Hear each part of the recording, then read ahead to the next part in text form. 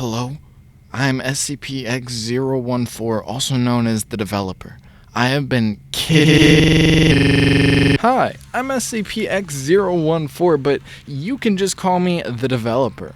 I have been contracted by to create a new game for you all to play. That game, Kult Rising, is fairly complex, and so to prevent you guys from needing to wait years to play it, we've decided to break the game into phases. And since we're getting ready to launch phase 1, the boss man gave me the go-ahead to get this announcement made. So welcome to phase 1 of the Kult Rising Alpha.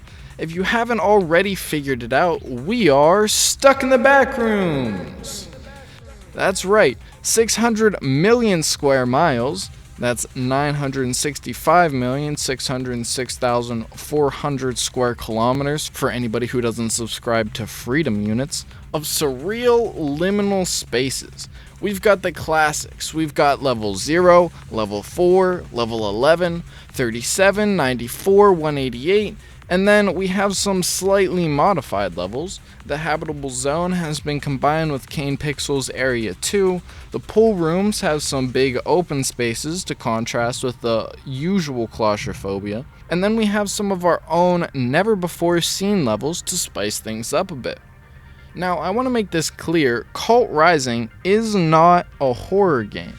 There are certainly parts of the game that are scary, and a few of our levels do have entities, but the game as a whole is not meant to scare you. Now, I played around with a lot of ideas for how the game could start. I knew I didn't want to have the ordinary person is walking around and no clips into the backroom start that most games have, since that won't make any sense in the context of the story that's coming in the later phases. So I knew there needed to be some sort of main base for the players, and an elevator was already the primary method of transportation between the levels, so I thought, why don't we just put a tower with a base that's actually the elevator shaft? So I thought I'd make it underwater on level 7 and a section with breathable water, so it would look like you were underwater, but it would play like you were on solid ground. All things considered, this came out pretty good, but I quickly found out that my computer would rather be set on fire than to try and package this level. So I scrapped the whole idea, kept the core concept, and created my own Backrooms level, the Fog Ocean. It may be lacking a bit in the liminal department, but it makes up for it with megalophobia, dreamcore, and surrealist visuals.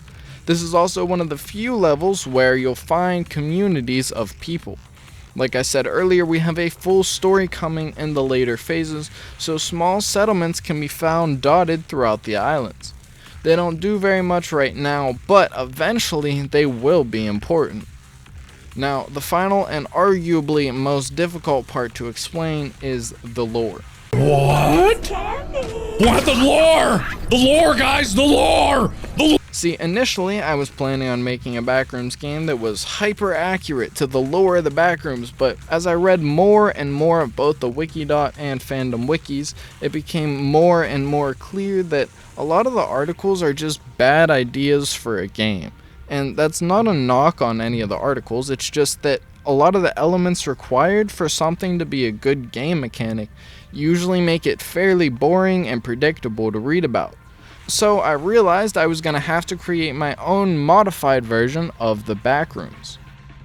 Now by this point I had already decided that the SCP Foundation was going to be part of this universe. I mean, I'm literally an SCP.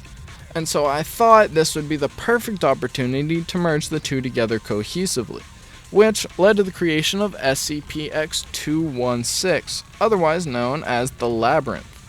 Now, I'm not going to get too into the weeds about the lore right now, but generally, the Labyrinth is a pocket dimension that holds anomalous spaces within it, one of which is the Backrooms.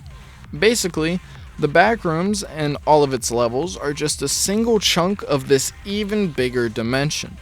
I'm also condensing the Backrooms down from its 9,999 levels to just 99 since I'm only one guy and can only code so much. Maybe we'll go beyond that eventually, but for now, we're going to stick with just 99. Now, I do have more to show you guys, but I'm getting the signal that I gotta wrap it up, so we'll have to save the rest for next time. But for now, remember to go wishlist the game on Steam. It will be available for you all to play soon, and enjoy this short teaser.